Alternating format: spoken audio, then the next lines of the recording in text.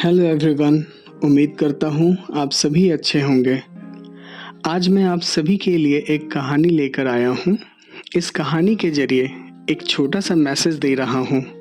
आशा करता हूँ कि आप सभी को पसंद आएगा। इसी के साथ मैं कहानी प्रारंभ करता हूँ। कृपया अंत तक जरूर देखें। एक घने जंगल में एक मोर और मोरनी खुशीपूर्वक अपना जीवन गुजर बसर कर रहे थे। एक दिन मोरनी जिद करने लगी। बोली, हम दोनों को वहां चलना चाहिए जहां अपने लोग हों। मोर बोलता है, हे प्रिय, अगर हम लोग वहां गए तो भीड़ में हम दोनों खो जाएंगे, फिर झगड़े शुरू होंगे और धीरे धीरे हम दोनों के बीच का प्यार कम होने लगेगा। इसलिए अच्छा है कि जहाँ हैं वहीं रहें। पर मोरनी एक न मानी और मजबूरीवश मोर को मोरनी के साथ दूसरे गांव जाना पड़ा। उस गांव का राजा हर पशु और पक्षी की बातों को समझ सकता था। एक दिन की बात है, रानी साहिबा राजा को कहती है, मैं आज आपके पसंद का भोजन करना चाहती हूँ। तो राजा ने हर तरह का खाना बनाने का आदेश दिया। रानी जब खाना खाने लगी तो एक दाना नीचे गिर गया। तभी एक चींटी आई और वो दाना लेकर जाने लगी। यह देख चींटा वो दाना ले लेता है और बोलता है कि तुम दूसरा दाना ले आओ, तब तक मैं इसको रख आता हूँ। चींटी बोली, नहीं, अब मैं नहीं जाऊंगी, राजा मुझे मार देगा। यह सुन चींटा बोला, ऐसा कुछ नहीं होगा, जाओ कुछ दाना और ले आओ। सब बातें राजा बहुत गौर से सुन रहा था।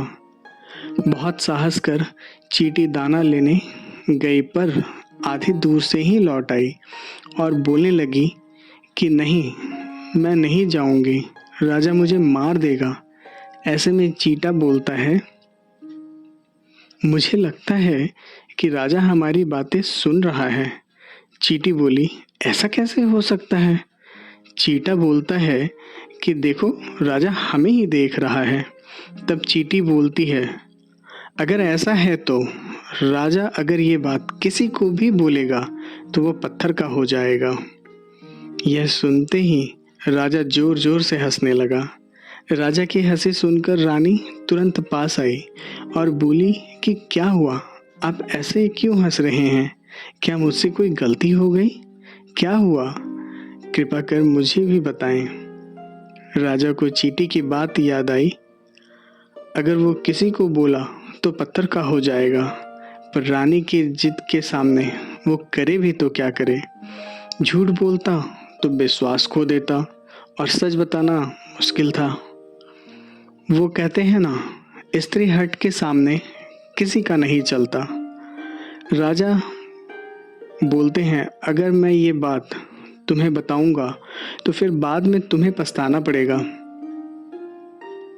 पर रानी फिर भी जिद करती रही। तब राजा बोलते हैं कि ठीक है, चलो मैं तुम्हें बताता हूँ। राजा अपनी रानी को लेकर जंगल जाते हैं। वो बोलते हैं, मैं सभी पशु पक्षी की भाषा समझ सकता हूँ और उन जैसा बन सकता हूँ। और चींटी की जैसे जैसे बात बताते गए वो पत्थर का बनते गए। राजा फिर से बोलते हैं, देखो रानी, मैं पत्थर का बनते जा रहा हूँ, इसलिए इस बात को यहीं पे ख़त्म करते हैं। किंतु रानी फिर भी जिद करती है कि अब तो थोड़ा ही कहानी बचा है, वो भी कृपा कर सुना दीजिए। और राजा मजबूर होकर पूरी बात बता देता है और वो पत्थर का बन जाता है। यह देख रानी बहुत रोने लगी। ये सभी बात मोर और मोरनी देख रहे थे। ऐसा देखकर मोर बोला, चलो रानी को थोड़ा समझाएं और हिम्मत बंधाएं। मोर और मोरनी रानी को बोले कि रानी साहिबा, अब तो जो हो गया उसका कुछ नहीं किया जा सकता। अब इस राज्य को आपको ही संभालना है। पर रानी बोली, अब तो मेरा संसार ही लुट गया, तो मैं इस राज्य का क्या करूं? इतने में मोरनी बोली कि पर रानी साहिबा, ये सब हुआ कैसे, और रानी उनको सभी बातें बताने लगी। और जैसे ही बात खत्म हुआ, रानी भी पत्थर का बन गई। अब मोर और मोरनी काफ़ी परेशान हो गए। वो दोनों डरने लगे। अब तो भूख प्यास भी लगना बंद हो गया। फिर वो फैसला करते हैं कि ये सभी समस्या चींटियों की वजह से उत्पन्न हुआ है, तो क्यों ना सभी चींटियों को मार दें। और वो दोनों सभी चींटी चीटा को मारने लगे। यह देख सभी चींटियां बिल में छुप कर रहने लगे। भूख के मारे जो भी बिल से निकलता, मोर मोरनी तुरंत उसको खा लेते। ऐसे में चींटी और चीटा भगवान श्री विष्णु की पूजा करने लगे। उनके सच्चे भाव को देख श्री विष्णु प्रसन्न हुए और बोले, मैं तुम्हारी तपस्या से बहुत प्रसन्न हूँ, बताओ क्या वरदान चाहिए। चींटी और चीटा अपनी व्यथा सुनाए और बोले कि भूख की समस्या है तो हमारे पेट बांध दीजिए। उसके बाद से आज तक उनके पेट बंधे हैं। फिर बोले कि ये समस्या तो खत्म हुआ, पर बाहर जब भी निकलूंगा मोर मोरनी खा लेंगे। तो भगवान श्री विष्णु तत्काल चींटी और चीटा के साथ मोर मोरनी के पास पहुँचे और पूछे, तुम दोनों इनको क्यों मार रहे हो। तो मोर राजा का कहानी बताया। इतने पे श्री विष्णु बोले कि राजा दुष्ट था, वो किसी भी जीव का रूप ले सकता था और उसको सजा उसके सभी जीव जंतु के साथ दुष्कर्म करने की वजह से मिला है। इतने में मोरनी बोली, रानी की क्या गलती थी। इस पे श्री विष्णु बोले कि रानी सभी कुछ जानते हुए भी राजा को रोकती नहीं थी, जिसका सजा उसको मिला है। यह श्राप का सिलसिला मैं खत्म करता हूँ। तुम अगर ये बात किसी को बताओ तो अब तुम दोनों को कुछ नहीं होगा। यह बोलते ही भगवान श्री विष्णु गायब हो गए। मोर मोरनी इतने खुश थे कि वो खुशी के मारे नाचे जा रहे थे, पर जैसे ही वो नीचे देखे तो दिखा कि उनका पैर फटा हुआ। दरअसल ज़्यादा चींटियां खाने की वजह से उनका पैर फट गया था। यह देखकर मोर फूट फूट कर रोने लगा। मोरनी उसको ऐसे देख उसका आंसू पीने लगी।